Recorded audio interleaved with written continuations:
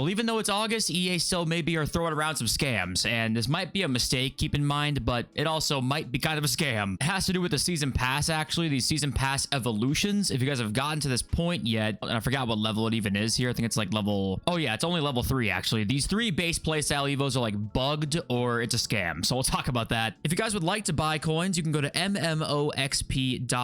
There will be a link in the description down below. They are the cheapest and the safest option. You can use my code JFC at checkout for an 8% discount. The can of worms is kind of being opened right now. The beta, if you guys don't know, went live today for like all the game modes. So every single person who has a beta code can play Ultimate Team now. And we're going to see more and more things about it as time goes on, but I can't show them to you, of course. We'll talk about it though on the channel. There's a couple things to talk about with that today that maybe are disappointing slightly for some people. We'll also look at more upgrades today, just like yesterday as well in this video. So thank you guys for watching and being here. We're going to kind of, work on changing the setup up at all. So if I'm dark or if it's too bright, just bear with me for a couple of days here while I try and get everything sorted out with a setup. Also, I talked about a stream schedule for next year. I think we're just going to be doing like 5 days a week or so, most weekdays, and then probably one of the days on the weekend too is my guess. So I'm super excited for that. It'll be both on YouTube and Twitch, and I think the plan is to, and I'm sorry we're doing some maintenance stuff here, and also with streaming too, we're going to have a Discord so anybody can join it. Of course, we'll have another section of the Discord where Twitch subscribers or members can be in there, and I will answer anybody's question about gameplay, market, whatever. So we'll be launching that up as well, which I'm very excited for because I feel so much better than I did just a few months back, even in terms of just like the readiness to do, just simply put, more things in general. So I'm happy to,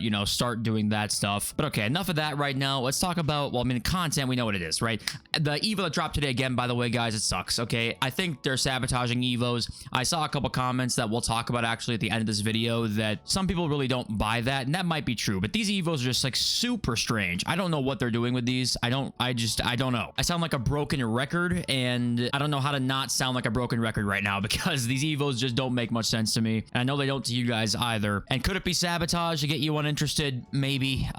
That's the debate, I suppose. But okay, let's start off with the season stuff here. So I saw this Reddit post earlier, and I was initially like very happy to see that these season pass playstyle pluses, the incisive pass plus one, actually there is no rating requirement at all. So it can be a 99 hypothetically, but then they all have 5 playstyle pluses. But hypothetically, it could be a 99 with 4 playstyle pluses as the only max requirement here. So I was like, okay, that's pretty cool. But then down here for the base playstyle requirements on these, or sorry, I should say the base playstyle evos, the requirements on those is actually max 10 playstyles, and that is it, right? There's no actual rating overall requirement either. But there's a big problem with that, and that is that it actually does not award you the playstyle if you give it to a card who already has more than 8 playstyles. So the actual requirement says right down here, max 10 playstyles, right? This is the requirement for this. However, it does not give you the playstyle if your card has more than 8 playstyles. So actually, any card in here with 8, 9, or 10 playstyles can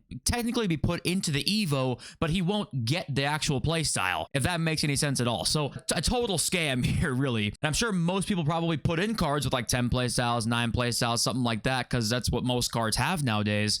Don't do that because it doesn't work. So I don't know if this is a bug or not. I'm going to assume so, but either way, we're kind of getting scammed here, right? Whether it's a bug or not. Right now, if you put, like this guy said, his base hullet into this Evo, he actually does not get the incisive pass. And then also it says 8 on the web app, then 10 in game before you apply it. So right now, just watch out for this, okay? Because it's scamming you, and you are obviously not able to get it back. So unfortunately, if it's already happened to you, I'm sorry, you are pretty much fucked. And you can thank EA for that one. But I was ready to praise him. I literally was like, hey, that's kind of cool. I like the fact that there's no rating requirement here for like the last season pretty much of FC, but nope, can't do that. I mean, hold on, we did just get some breaking news here, and that is that we're going to get a Trent Alexander-Arnold SBC, so we do get some FC25 news here, actually. These are the official stats as well. Dead ball, incisive, long ball, anticipate, and intercept. Hopefully you can play center mid, because that'd be a pretty awesome CM there, and some great stats too. Once again, though, no 99. Not that the overall rating really means anything. Could you read more into that? Maybe you could, but gonna be a fantastic card here. And unpopular opinion, I kind of wish we got the like different designs that we had in previous years. Like, why are they futties designs?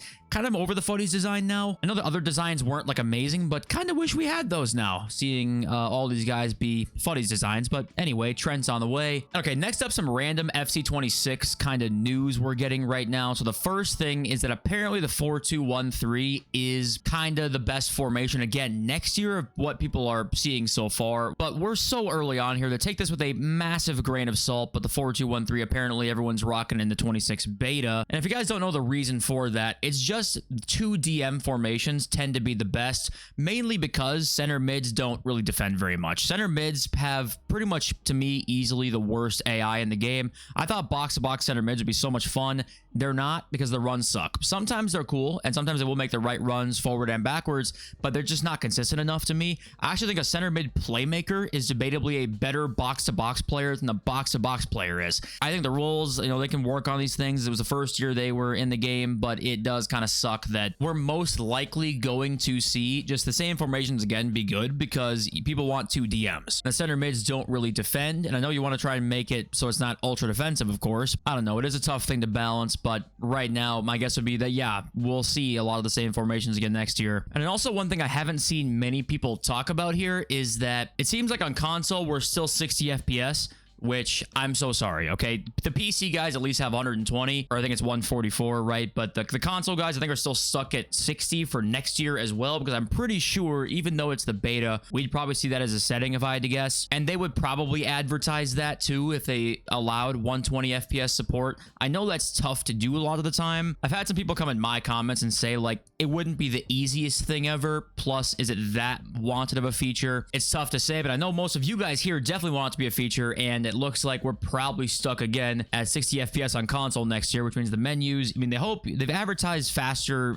kind of twitchier menus, but we'll see if that actually ends up happening. I'm just sorry if you're on console, because that sucks. 60 FPS for these menus especially, it sucks. And I think we probably actually don't see them change it too much, because of even right now on 60 FPS, your console sounds like it's about to explode and even overheats at times. That's what mine used to do. So 120 FPS on console, maybe your PS5 might literally go up in flames within 5 minutes. But okay, on to more upgrades for next year. If you guys don't know, if you missed yesterday's video, this card on the right here is exactly what their rating is in the last squad update of FC25. So the FC26 rating of these players is going to be at least right around this. For some, it's going to be exactly this pretty much. For some, there will be some give and take, but this is the last squad update here, what their Ultimate Team card would look like. So right here, Marmouche, 79 to 84. Pace stays the same, plus 6 shooting, plus 10 passing for him, 3 dribbling, 2 defending, and no physical. They do give him the cam position there, though, and that's going to be a really, really good starter card. No playstyle plus, but who cares? It's going to be an insane, like, first couple weeks striker there. And I said this yesterday, too, but theoretically, these gold cards might actually mean a little bit more this year, because you would hope that they follow through with their word and that gold cards last a little bit longer, so there's actually kind of a little bit more interesting pieces to looking at gold cards next year, but maybe that's going to end up being kind of nonsense. Dean Howson or Hoyson, though, is next, and a plus 10 for him, but still not a very,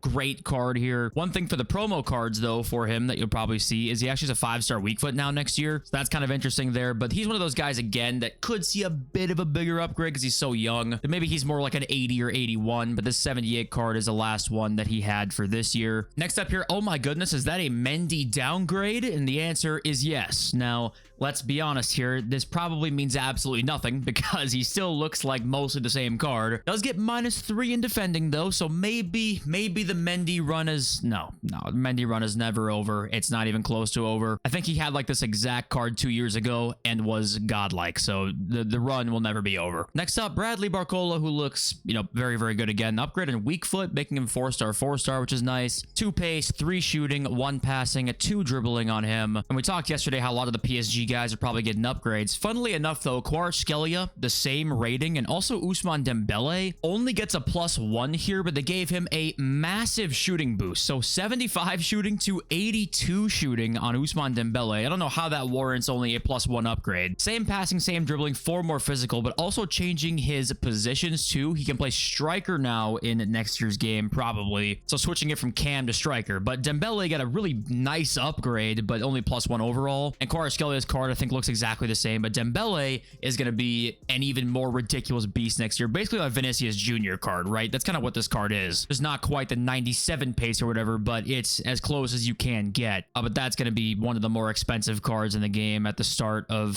FC 26. Next up is Mo Salah, going from an 89 to a 91. Probably going to be the highest or joint highest player in next year's game. Pace stays the same, +2 shooting, +4 passing, 2 dribbling, and 1 physical. I mean, you already know Salah is going to be insane in game. Some people actually, it's kind of polarizing, don't like Salah a lot in FIFA, or they love him in FIFA. Do you guys fall in either one of those camps? But yeah, going to be a ridiculous card next year, of course. Staying with the Liverpool theme here, Virgil van Dijk gets a +1. I'm showing you this because if you guys didn't see in the video, I think like a month or so ago, his playstyle plus changed from aerial to intercept. So if this were to stay the same for next year, he's going to be even better, obviously. Now, there is a new defensive aerial. I think it's what? Aerial Enforcer? Is that what it's called? Like a strictly defensive aerial playstyle. Maybe they give Van Dijk that and his intercept plus maybe goes away. But as of right now, he's intercept plus, which would make him somehow even better at the start of next year's game. Next up, we got Garassi, 84 to 86. He's getting slightly better. You know, +3 dribbling is nice, 4 passing, but you know, a couple pace too. Still not gonna be the most exciting striker, but he did get a nice little upgrade for next year, it looks like. Maybe chip shots will be better,